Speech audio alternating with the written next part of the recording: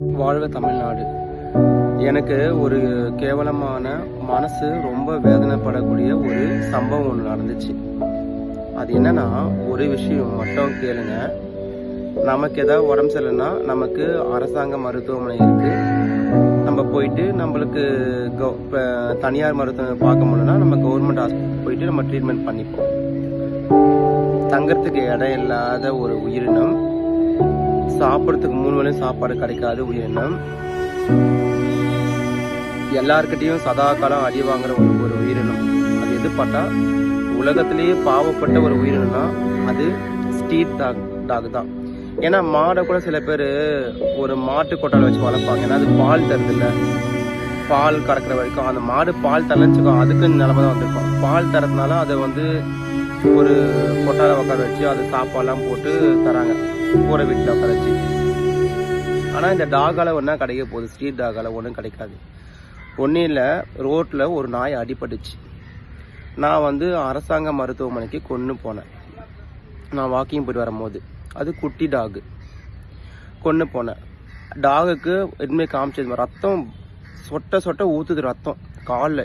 என்னோட நான் போட்டிருக்க பனியன்லாம் ரத்தம். அப்போது நான் நாயை எப்படியா காப்பாற்றியான்னு சொல்லிட்டு உள்ளே கூப்பிட்டு போனேன். அந்த ரத்தத்தை பார்த்து ஃபஸ்ட்டு அவங்க யாருமே, உங்களுக்கு தான் தெரியுமே, அதனால் உள்ளே கூப்பிட்டு போனேன். அந்த வெட்டினரி ஹாஸ்பிட்டல் புரஷவாக்கம் கூப்பிட்டு போனாங்க, வேப்பேரிக்கிட்ட. அங்கே போனோடனையும் டாகுக்கு அட்மிஷன் ஃபீஸு 200 ரூபா கொடுன்னு கேட்டாங்க. இந்தாங்க ஸ்ட்ரீட் டாக் தாங்க, அடிப்படிச்சு ரோட்டில் எல்லாரும் பார்த்துட்டு போனாங்க, நான் கொண்டு வந்தேன், இப்படி பண்ணுறீங்களா கேட்டேன். இல்லைப்பா, ரூல்ஸ்னால் ரூல்ஸ் தான். அப்போ நீ அதுக்கு அந்த சீஃப் டாக்டர் கேட்குறாரு, அப்போ நீங்கள் அங்கேயே ரோட்டில் போட்டு வர வந்தானே. அந்த சீஃப் டாக்டர் ரூம் நம்பர் 4 வேப்பேரியில், அந்த ரூம் நம்பர் 4ல் உக்காந்து பாரு. அந்த டாக்டர் கேட்குறாரு, ரொம்ப திமுறாக கேட்குறாரு, ரோட்டில் விட்டுட்டு வர வந்தானே நீ.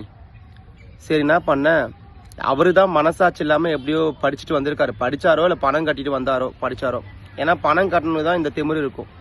சரி, ஓகே, 200 ரூபாய் கட்டிட்டு அதுக்கப்புறம் ட்ரீட்மெண்ட் பண்ண போனாங்க. ட்ரீட்மெண்ட் பண்ணிட்டு, தம்பி உள்ளே போய் எக்ஸ்ட்ராக்கு ஒரு 500 ரூபாய் கட்டு சொன்னாங்க. நான் சொன்னேன், என்னங்க இது, ஒரு ஸ்ட்ரீட் டாகு அடிபட்டுச்சு, நாங்கள் உங்ககிட்ட பார்க்க வந்திருக்கோம்.